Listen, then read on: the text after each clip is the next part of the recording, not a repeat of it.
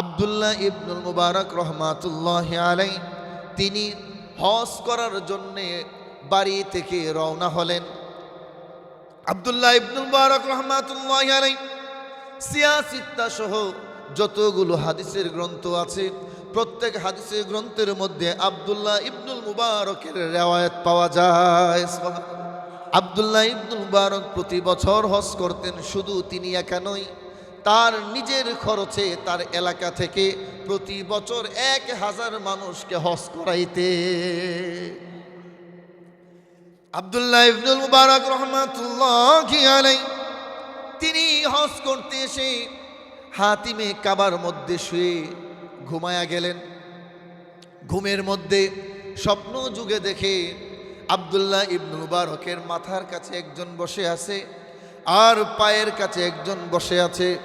পায়ের কাছের লোকটা মাথার কাছের লোকটাকে জিজ্ঞেস করলো, ও ভাই, এই বছর এই মক্কায় কতজন হাজি হজ করতে আসছে?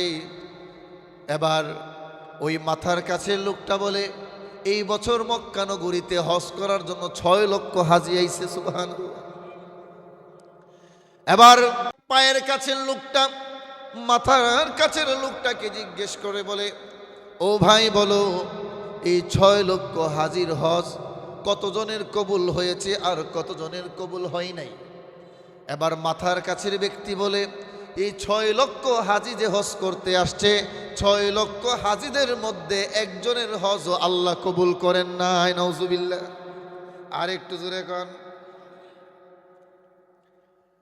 পায়ের কাছের ব্যক্তি বলতেছে, ও ভাই, এটা কেমন ধরনের কথা? 6 লক্ষ হাজির মধ্যে একজনের হজ আল্লাহ কবুল করেন নাই, এত বড় জামাত আল্লাহ কবুল করেন নাই, ব্যাপার কি? কিন্তু আমরা তো জানি হাদিসের মধ্যে এসেছে জামাতের মধ্যে যদি একজন ব্যক্তি আল্লাহওয়ালা থাকে, একজনের উসিলায় সমস্ত মানুষের ইবাদত আল্লাহ কবুল করে নেন।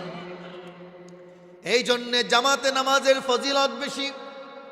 বুখারী শরীফের মধ্যে আছেন, আল্লাহ রাসূল সাল্লাল্লাহু আলাইহি ওয়াসাল্লাম বলেন যে জামাতে একাকী নামাজের চাইতে জামাতের নামাজের গুরুত্ব বেশি। এর কারণ হলো, আমি একা নামাজ পড়তেছি, আমার একা নামাজ কবুল হতেও পারে, নাও হতে পারে, কিন্তু জামাতের মধ্যে যদি গিয়ে আমি নামাজ আদায় করি, আল্লাহ রাসূল সাল্লাল্লাহু আলাইহি ওয়াসাল্লাম বলেন জামাতের ভিতরে যদি নামাজ আদায় করা হয়, একসাথে জামাতে যদি 10 জন 20 জন 40 জন যদি জামাতের ভিতরে থাকা হয়, সবাই যদি গুনাহগার হয়, কিন্তু একজন যদি আল্লাহর প্রিয় বান্দা ওই জামাতের ভিতরে অন্তর্ভুক্ত থাকে, একজনের উসিলায় পুরো মসজিদের জামাতকে আল্লাহ কবুল করে নেন। ওই ব্যক্তি বলতেছে, ভাই, এত বড় জামাত আল্লাহ কবুল করেন নাই, ব্যাপার কি? এবার মাথার কাছের ফেরেশতা বলতেছে, তাহলে এবার আরেকটা সুসংবাদ শুনো, আল্লাহ রাব্বুল আলামিন এই 6 লক্ষ হাজিদের জামাতকে আল্লাহ এই মুহূর্তে কবুল করেছেন একজনের উসিলায়। পায়ের কাছের ব্যক্তি বলতেছে, ভাই, ওই ব্যক্তিটাকে দ্বিতীয় নম্বর ব্যক্তি বলে, ওই ব্যক্তির বাড়ি হলো ইয়ামেনে, সে মুচির কাজ করে, রাস্তার পারে বসে বসে জুতা সেলাই করে, যেটা আমরা গ্রামের ভাষায় সেটাকে বলে চামার। কথা কোন ঠিক কিনা?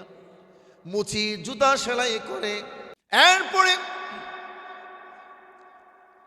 এই কথা বলার পরে আব্দুল্লাহ ইবনুল মুবারকের ঘুম ভেঙে গেল। আব্দুল্লাহ ইবনুল মুবারক রহমাতুল্লাহি আলাইহি তখন সাথে সাথে ঘুম থেকে উঠে হাজিদের হজের পরে সকল হাজিদেরকে বিদায় করে দিয়ে আব্দুল্লাহ ইবনুল মুবারক রওনা হয়ে গেলেন ইয়ামেনের উদ্দেশ্যে। ইয়ামেনে গিয়ে ওই ব্যক্তিকে খুঁজতে লাগলো, নাম জিজ্ঞেস করলো। নাম জিজ্ঞেস করার পরে কেউ বলতে পারে না তার ঠিকানা। আব্দুল্লাহ ইবনুল মুবারক যেই দিন বাড়িতে ফিরে আসবে, হঠাৎ একজন ব্যক্তিকে জিজ্ঞেস করার পরে ওই ব্যক্তি বলল, হ্যাঁ, আমি তাকে চিনি। কোথায় সে থাকে? ওই মসজিদের ভিতরে সে আছে। আব্দুল্লাহ ইবনুল মুবারক ওই পথিককে জড়িয়ে ধরে বলে, ভাই, আমাকে তুমি ওই মুসির কাছে নিয়ে যাও, তারে আমি একটা নজর দেখতে চাই। আব্দুল্লাহ ইবনে মুবারককে নিয়ে যখন মসজিদের দিকে রওনা হলো, মসজিদে গিয়ে দেখে ওই মুসি ব্যক্তি বসে আছে। আব্দুল্লাহ ইবনে মুবারক রহমাতুল্লাহি আলাইহি বলেন, মুসিকে জিজ্ঞেস করতেছে, ভাই তুমি এমন কি আমল করো? মুসি মনে করছে যে আমি কি কাজ করি। মুসি বলতেছে, আমি জুতা সেলাই করি, রাস্তার পারে বসে বসে জুতা সেলাই।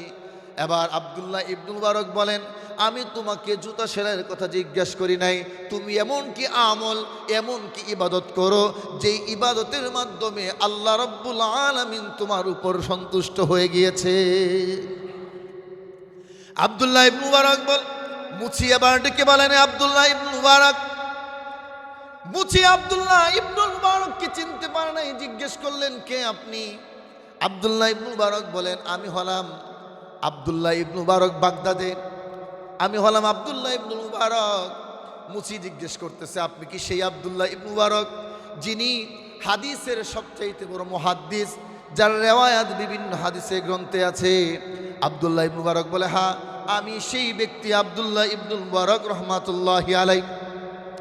এবার ওই মুছি বলে, আমার জীবনে এমন কোনো আমল নাই যে আমলের মাধ্যমে আল্লাহ রাব্বুল আলামিন রাজি এবং খুশি হয়ে গিয়েছে। তবে একটা আমল আমার জানা আছে, আমি মুসিগিরি করি। মুসিগিরি করে করে কিছু অল্প অল্প টাকা আমি জমাইছিলাম হজ করার জন্যে। আমি হজের টাকা জমাইছি, হজ করতে যাব, কিন্তু আমার স্ত্রী এমন অসুস্থ হয়েছে। স্ত্রী আমার কাছে বারবার বলতেছে, আমাকে একটু গোশত এনে দেন, আমি গোশত খাইতে জানে চাই। আবার আমার স্ত্রীর ভিতরে অন্তঃসত্ত্বা ছিল, পেটের ভিতরে বাচ্চা ছিল, কিন্তু আমার স্ত্রীকে আমি বলছি, না না, আমার এই টাকা থেকে আমি তোমাকে গোশত এনে দিতে পারবো না। আমার এই টাকা আমি জমাইছি হজ করার জন্য, আল্লাহর ঘরে যাওয়ার জন্যে। কোনোভাবে স্ত্রীও বুঝে না, আর ওই মুছিও সেখান থেকে টাকা দেয় না। একদিন হঠাৎ করে দেখে পাশের বাড়ি থেকে গোশতের ঘ্রাণ আসতেছে।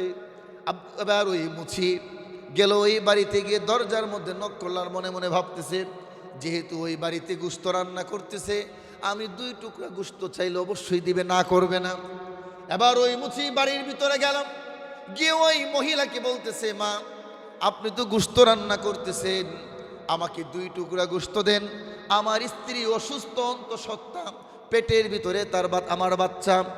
ও মা, 2 টুকরা গোশত দিলে আমি ওই গোশত আমার স্ত্রীকে নিয়ে দিব, আমার স্ত্রী খাবে। এবার ওই মহিলা বলতেছে, বাবারে তুমি যে গোশত চাইতেছো আর আমি যে গোশত রান্না করছি, ওই গোশত আমার জন্য খাওয়া হালাল, তোমার জন্য খাওয়া হারাম।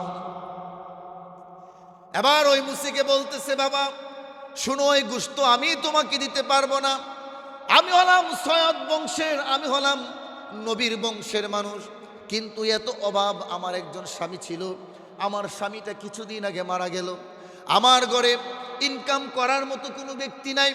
3 দিন 4 দিন 5 দিন হয়ে গেল, ঘরের ভিতরে কোনো খাবার নাই। আমার সন্তান 5টা, আমার সন্তানগুলো গলা কাটা মুরগির মতো চাটাইতেছে, গলা কাটা মুরগির মতো লাফালাফি করতেছে। আমার সন্তানগুলোর মুখে যে খাবার দিব, ওই খাবারটা আমার কাছে নাই, আমি কোথায় থেকে দেব? মহিলা মানুষ, কোনো কাজও করতে পারতেছি না। বাবারে, রাত যখন গভীর হয়ে গেল, আমি বের হইলাম খাবারের খুঁজে। ডাস্টবিনে গেলাম খাবার পাই কিনা, গিয়ে দেখি সেখানে একটা গাধা মরা। ওই গাধার থেকে কিছু গোশত আমি কেটে, যেই পরিমাণ গোশত খেয়ে আমার বাচ্চাদের জীবন বাঁচবে, সেই পরিমাণ গোশত আমি মা সেখান থেকে কেটে নিয়ে আসলাম। আমি এই পরিমাণ গোশত এনে রান্না করতেছি। রে বাবা, যদি এই গোশতগুলো আমি রান্না না করি, আর যদি আমার সন্তানগুলোকে না খাওয়াই, সকাল হতে না হতেই আমার ঘর থেকে 5টা লাশ বের হয়ে যাবে। তাদের জীবন বাঁচানোর জন্যেই আমি মা হইয়া ওই গাদার গোশত, মরা গাদার গোশত এনে রান্না করতেছি। যদিও এই গোশতগুলো আমাদের জন্য খাওয়া হালাল, কিন্তু তোমার জন্য খাওয়া হারাম। ঠিক কিনা বলেন? এবার ওই মুসি ডেকে বলে, মা এই গোশত আর রান্না করতে হবে না, ফেলে দেন। আপনি নবীর বংশের মহিলা, আপনি নবীর বংশের মানুষ, নবীর বংশের জন্য এটা খাওয়া হারাম, আপনার জন্য খাওয়া হারাম হয়ে গিয়েছে এই মুহূর্তে। ও মা, আমি হজ করার জন্য কিছু টাকা জমাইছিলাম, হজ করব, আল্লাহর ঘরে যাব, কিন্তু না না, এই মুহূর্তে আল্লাহর ঘরে যাওয়ার চাইতে নবীর বংশের ইজ্জত করা আমার উপর ফরজ হয়ে গিয়েছে। এবার ওই মুসি বলতেছেন, মা এই গোশত ফেলে দেন। পাতিল থেকে সব গোশতগুলো ফেলে দিল। কাল বিলম্ব না করে মুছি দৌড়ায়া বাজারে গেলেন, বাজার থেকে গোশতগুলো নিয়ে আসলেন। গোশত এনে পাকায়া ওই মহিলাদেরকে দিলেন খাওয়ার জন্যে। আব্দুল্লাহ ইবনে মুবারক এই ঘটনাগুলো শুনতেছে, মসজিদের মধ্যে বসে বসে আলাপ করতেছে। হঠাৎ করে ওই যে হজের কাফেলা গিয়েছিল, আব্দুল্লাহ ইবনে মুবারক ওই যে গোশত আনতে গেল বাজারে, বাজারে যাওয়ার পথে হজের কাফেলার সঙ্গে দেখা, যে কাফেলার সঙ্গে যাবে, কাফেলাকে বলতেছে, ভাই এই বছর আমি হজ করতে যেতে পারবো না, কারণ বিশেষ কারণে আমার টাকাটা খরচ হয়ে গিয়েছে, এই বছর আমি হজে যাব না, তোমরা হজের মধ্যে চলে যাও। ওই কাফেলার একজন হাজী হজ শেষে আব্দুল্লাহ ইবনে মুবারক এবং মুচি যে কথা বলতেছে, মাঝখানে ওই একজন হাজী কাফেলা থেকে একটা ব্যাগ এনে এবার ওই মুসির কাছে বলতেছে, হে মুসি, এই নাও তোমার ব্যাগ, তুমি দি হজে গিয়া কই হারায়া গেলা, তুমি এত নাদান কেন, এত বোকা কেন, পাগল কেন, এই ব্যাগ আমার কাছে দিয়া তুমি হঠাৎ কোথায় হারায়া গেলা, তোমার এত আর খুঁজে পাইতেছি না। সুবহানাল্লাহ বলবেন। আব্দুল্লাহ ইবনে মুবারক এই দৃশ্যগুলো দেখতেছে এবং নিজের কানে শুনতেছে। এবার ওই হাজী সাহেব বলতেছে, এই নাও ব্যাগ। তখন মুসি বলতেছে, আমি আবার কখন তোমরা সাথে ছিলাম, আসো তো মুসি হজ করতে যায় নাই। এবার ওই হাজী বলতেছে, কেন, একসাথে তাওয়াফ করলাম, একসাথে সাইর করলাম, একসাথে মিনায় গেলাম, একসাথে আরাফাত গেলাম, একসাথে মুজদালিফায় ঘুমাইলাম, একসাথে কঙ্কর নিক্ষেপ করলাম, আবার ফরজ কাম আদায় করেছি, আবার তাওয়াফ করেছি, আবার সাইর করেছি, আবার শেষ বিদায় তাওয়াফ করে যখন বিদায় হয়ে যাব, তুমি ব্যাগটা আমার কাছে দিয়ে বললা, ব্যাগটা একটু রাখো, আমি আসতেছি বলে তুমি আর আসো নাই। দুপুর পর্যন্ত অপেক্ষা করলাম, আসর পর্যন্ত অপেক্ষা করলাম, এরপরে কষ্ট করে এই ব্যাগটা নিয়ে আসছি, ফেলেও দিতে পারি না, আবার আনতেও কষ্ট হয়, আমারও ব্যাগ আছে, তোমারও ব্যাগ, এই নাও, আর নিতে পারবো না, তোমার ব্যাগ তোমার কাছে দিয়ে দিলাম, বাকিটা তোমার পথ, তুমি নিয়ে যাও। সুবহানাল্লাহ। আব্দুল্লাহ ইবনে মুবারক বলেন, কি ব্যাপার, তুমি তো হজ করতে যাও নাই, তাহলে যে বললো তুমি হজ করতে গিয়েছো? মুসি বলে, আমিও তো জানি না। এরপর আব্দুল্লাহ ইবনে মুবারক বলেন, ব্যাগটা খুলো দেখি। আব্দুল্লাহ ইবনে মুবারক ব্যাগটা খুললেন, ব্যাগ খুলে গিয়ে দেখে একটা চিঠি, একটা টুকরা, আর অনেকগুলো টাকা ব্যাগের ভিতরে। এবার এই টুকরার মধ্যে লেখা, ও ভাই, তুমি যে আল্লাহর জন্যে তোমার হজের টাকা খরচ করে ফেলেছো, ক্ষুধার্ত মানুষদেরকে খাওয়াইছো, আহলে বায়েতকে সম্মান করেছো, আল্লাহ রাসূলের বংশধর মানুষকে ইজ্জত করেছো, কিন্তু তুমি তো হজ করতে পারো নাই।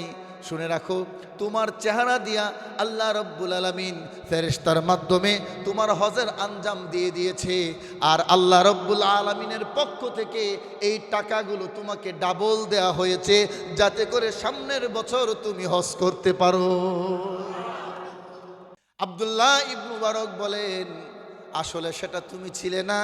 যারা আল্লাহ প্রিয় হয়ে যায়, যারা আল্লাহকে ভালোবাসেন, যারা আল্লাহর জন্যে মানুষকে দান করে, যারা আল্লাহর জন্যে মানুষকে খুশি করে, যারা আল্লাহর জন্যে যারা খাইতে পারে না, যাদেরকে আল্লাহর জন্যে খাওয়ায়, আল্লাহ রব্বুল আলামিনও ওই মুসির চেহারা দিয়ে ফেরেশতা পাঠাইয়া আল্লাহর সমস্ত ওই হজের আঞ্জাম দিয়ে দিয়েছে। তাহলে এই ঘটনার দ্বারা বুঝতে পারলাম, যারা আল্লাহর হয়ে যায়, আল্লাহর হতে গেলে আল্লাহর কাজ করতে হবে, ঠিক কিনা বলেন? অথচ মুসির জিন্দিগিতে মুচি, তাহলে বোঝা গেল মুচি হয়েও আল্লাহর প্রিয় হওয়া যায়, ঠিক কিনা বলেন? আর একটু জোরে গান, রিক্সাওয়ালা হয়েও আল্লাহর প্রিয় হওয়া যায়, অটোওয়ালা হয়েও আল্লাহর প্রিয় হওয়া যায়, সবজিওয়ালা হয়েও আল্লাহর প্রিয় হয়ে যায়, হ্যাঁ ঠিক কিনা বলেন? শুধু দালান কোঠা বিল্ডিং বাড়ি হলেই যে আল্লাহর প্রিয় হওয়া যায় এমন নয়, আল্লাহর প্রিয় হতে গেলে ইমানের দরকার। আর একটু জোরে কান, ইমানের দরকার। এই জন্য আমাদের উচিত হলো আল্লাহ রাব্বুল আলামিনের প্রিয় হওয়া, আল্লাহকে আমাদের আপন বানানো। ঠিক কিনা বলেন? পারবো তো ইনশাল্লাহ? আর একটু জোরে কান। আর এই ইতিহাস প্রমাণ করে, আব্দুল্লাহ ইবনে মুবারক এই ঘটনাটা তিনি লিখেছেন, ইতিহাস প্রমাণ করে যারা ক্ষুধার্ত মানুষদেরকে খাওয়াবে, যারা আল্লাহর জন্য টাকা খরচ করবে, এই টাকা কখনো বৃথা যায় না। কথা কন না কেন? আর একটু জোরে কন। ইতিহাস কি মিথ্যা? আব্দুল্লাহ ইবনে মুবারক কি মিথ্যু? তিনি তো, ওনার হাদিসে তো আমরা পড়ি। বর্তমান বাংলাদেশে সারা বিশ্বে যত আলেম মুহাদ্দিস আছে সব তো ওনারই ছাত্র, ওনার হাদিস পড়েই ছাত্র। কথা বলেন। তাহলে বোঝা গেল আল্লাহর রাস্তায় যদি কেউ দেয় তাহলে সেই জিনিসটা নষ্ট। আর একটু যেরকম আল্লাহ তার ডাবল দিয়ে দিবে, এটাই প্রমাণ। যাক, আলহামদুলিল্লাহ, আল্লাহ পাক রব্বুল আলামিন আমাদেরকে এই কথার উপর আমল করা তৌফিক দান করুন। সবাই বলি আমিন।